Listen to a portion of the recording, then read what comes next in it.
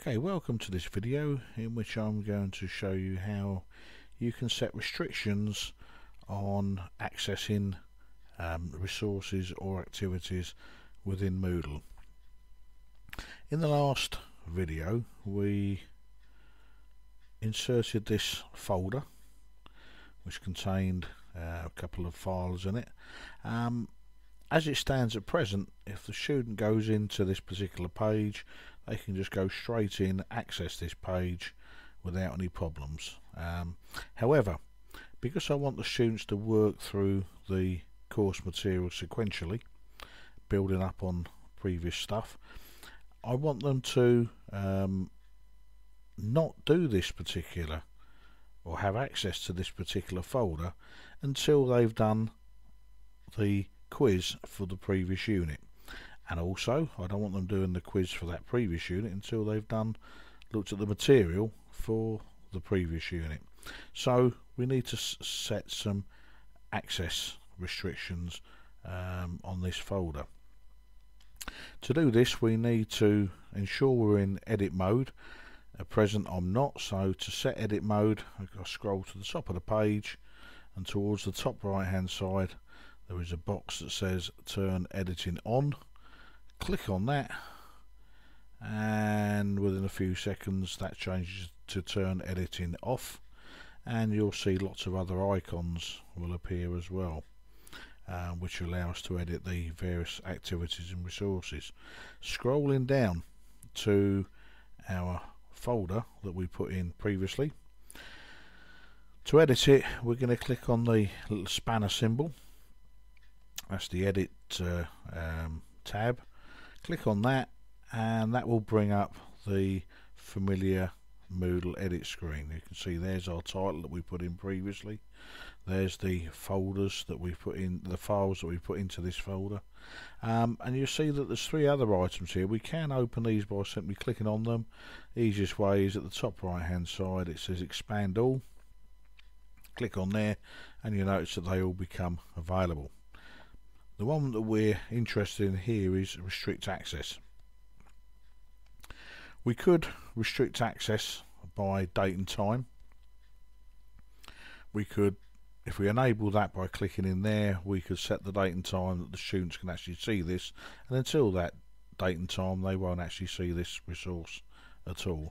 We can also turn it off at a certain date and time if required. If we leave those boxes unchecked, that particular part is not functional. The one we're going to look at is simply, have they completed a previous activity? And we go down to this one here that currently says none, activity completion condition. When we open that, that will bring up lots of activities and resources that are already within this course. I need to select the one that I want to use as our condition, which happens to be Unit 304 quiz for Unit 5. So we're looking there's a lot of stuff in there, but I know where the quizzes are. They're towards the bottom. So we're looking for 304, go a bit further, Unit 304 Unit 5 quiz. Click on there. That now goes into that box, and the options we've got there: must be marked complete, must not be marked complete, must be completed with pass grade, must be complete with fail grade. We obviously want them to have completed it, so click on that, the one that's already in there. I can add other conditions by clicking on there. If I click on there I'll just show what happens. Scroll back down again, you'll see that there's another couple of conditions boxes inserted, and so I could put another two conditions in there to restrict access, and I could put even more in. I can put as many as I like. Incidentally, I'm not going to put anything in there, and when I save this those two will be ignored because there's nothing in there. So what happens? What happens with that now? How does the student see or not see, as the case may be, this particular resource if the restriction is on? The default is show activity grayed out with restriction information. So the student will see the resource there, but they won't be able to access it, and it will also tell them what they've got to do to be able to access it. This can cause lots of clutter on a very busy site, particularly early on when the students are still not used to using Moodle. It can look very daunting, so I prefer to blank things out until they become available, and that's the other option we've got here.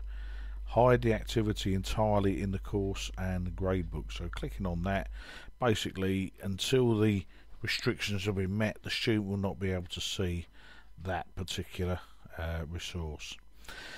The last thing I want to do, and we did touch on this in the previous video, is when is the activity marked as complete. As you can see, the default is students can manually mark the activity as completed.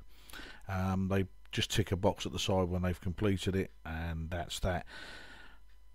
I'm sure there are one or two students that will just tick down all the completed boxes and say, hey look, I finished, can I go home now, when they haven't. So we want them to actually look at the resources. So another option that is given here is show activity as complete when conditions are met. We can of course set an activity or a resource so we don't indicate completion. This is more important on information type documents, things like schemes of work and syllabus and things like that, where it just needs to be there and that's it. But in this case I want to show the activity is complete when conditions are met. So we'll click on that. That changes now, that box there, and with that a number of conditions will come up. In this case only one. Students must view this activity to complete it. So we tick in that box there. So as soon as the student has actually looked at that resource, it will show that they've completed it. All we need to do now is click on the save and return to course. Scroll down and you'll now see that it's greyed out for us, but the student will not see that at all, and it also shows us the restrictions. In other words, they've got to complete Unit 304 Unit 5 quiz, that one there. Okay, so what does it look like to the students? If I go on to student mode, switch to student role, you'll see they don't see a great deal at all, because all they're seeing is the scheme of work, which is there's no completion requirement on that one, it's just there. There's also Unit 1, but nothing else, because I've got this set so that before they can do the next resource, which is Unit 1 quiz, they've got to have looked at the Unit 1 folder. When Unit 1 folder has been completed, the Unit 1 quiz will become available. When they've got a grade for that, then Unit 2 will become available, and so it works on down, forcing the student to actually work through sequentially. And that, in a nutshell, is how we can set restrictions, access restrictions to resources and activities within Moodle. Thanks for listening to this video, and look forward to you joining us for future videos.